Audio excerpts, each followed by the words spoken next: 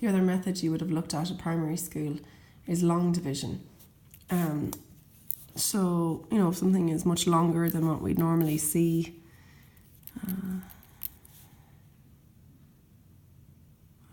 7, 5, let's say. Then let's look at our method. 5 multiplied by what gives me 42. So that's 8.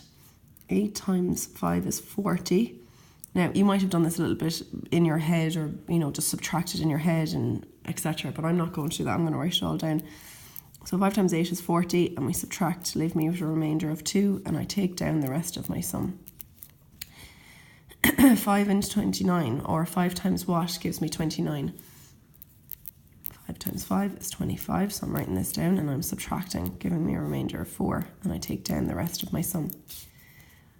5 times what gives me 46. 9 5s are 45, and I subtract, give me a remainder of 1, and I take down the rest of my sum. And this is how the method continues. Watch out that subtraction.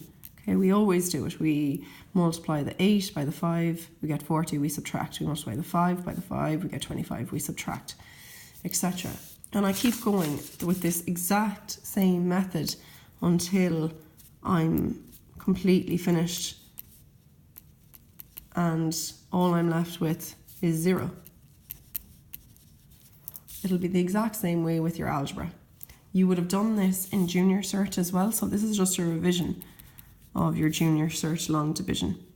If if it looks different, then you're just going to have to think logically, how will I rewrite this maybe so I can make it look similar. So this is something that like you'd normally get.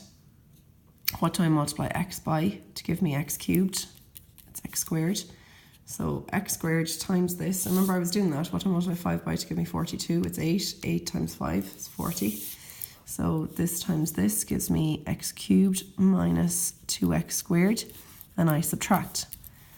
Be careful now, that minus is going to impact everything after it. If you want to, we can take it into account straight away, or, bit by bit, just remember it's there. So you might have an x cubed minus an x cubed. Well, grand, that's nothing. But this is the part where you need to remember this minus. So you have a plus 2x squared minus a minus 2x squared. Well, a minus and a minus is a plus. So you have a 2x squared plus a 2x squared, which gives me a 4x squared, and you take down the rest of your sum. So it's not a different method at all. And now we repeat it until we get, hopefully, no remainder. What do I multiply x by to give me a 4x squared? It's a 4x. So I take this 4x and I multiply it by this. It's 4x squared minus 8x.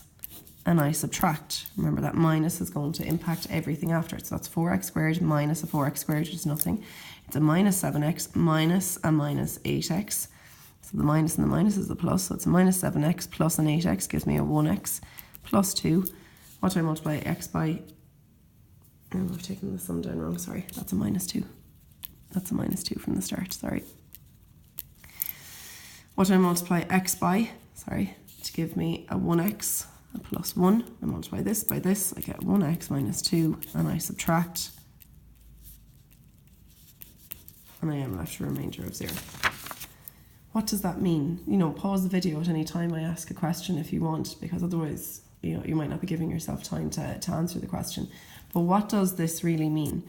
Like this divided into this, and I got this answer, and I got a remainder of 0. What does that really mean?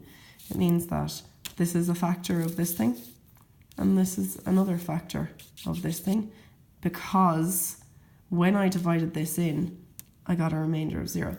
So when you divide in something into a number and it goes in evenly, or i.e. has no remainder, then we know that this is a factor and this is a factor of this.